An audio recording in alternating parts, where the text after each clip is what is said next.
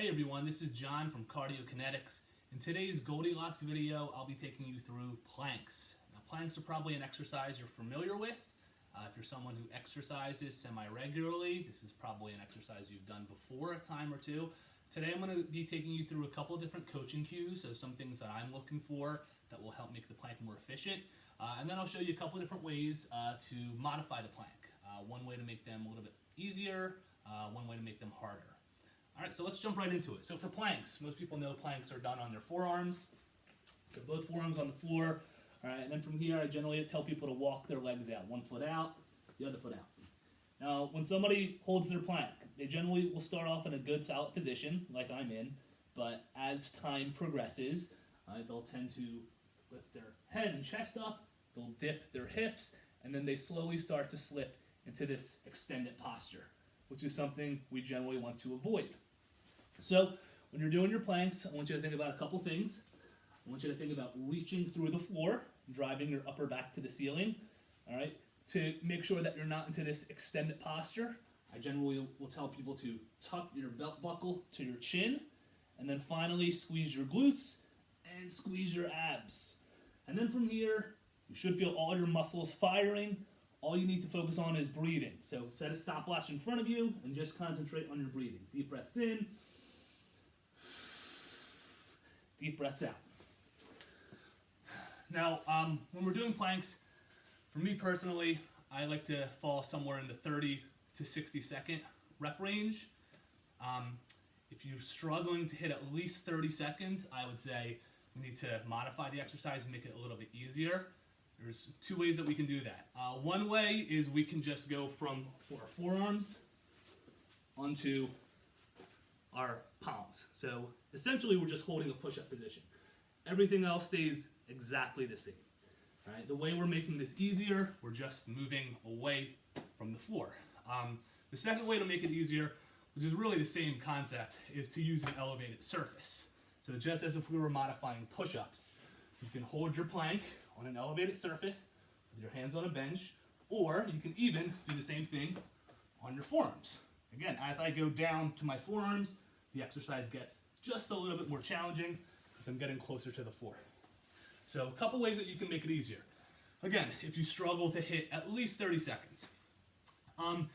If you're on the opposite end of the spectrum, if you're doing your planks for 2, 3, 5+ minutes, I'd say you're probably wasting your time.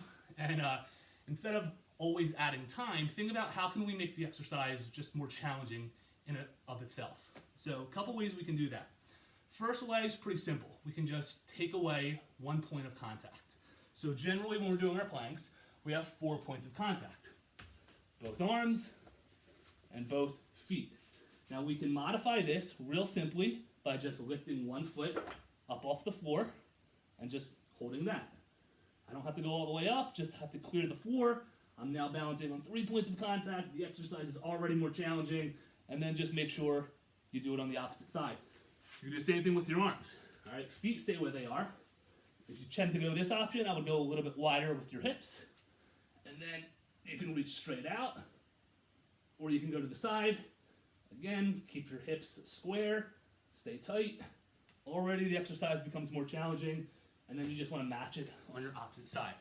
All right, so chances are you will not be able to hold your planks for the same length of time by removing one point of contact as you would if you're just doing a regular plank. So a very easy way to make the exercise more challenging. Another way, one of my favorite ways, is by adding some weight to the exercise. So yes, we can add weight to a plank the same way you can add weight to a squat. Sometimes when an exercise gets too easy, the option is not to just add more reps or add more time. Sometimes the solution is we add weight. Right? That makes the exercise more challenging. You won't be able to do as many reps or for as long of a time, but you're making the exercise more intense, and that's making the exercise more efficient. So what I've got here is my trusty bag of rock salt. It's about 20-25 pounds. You don't need anything much more than that. I think this will generally get the trick done.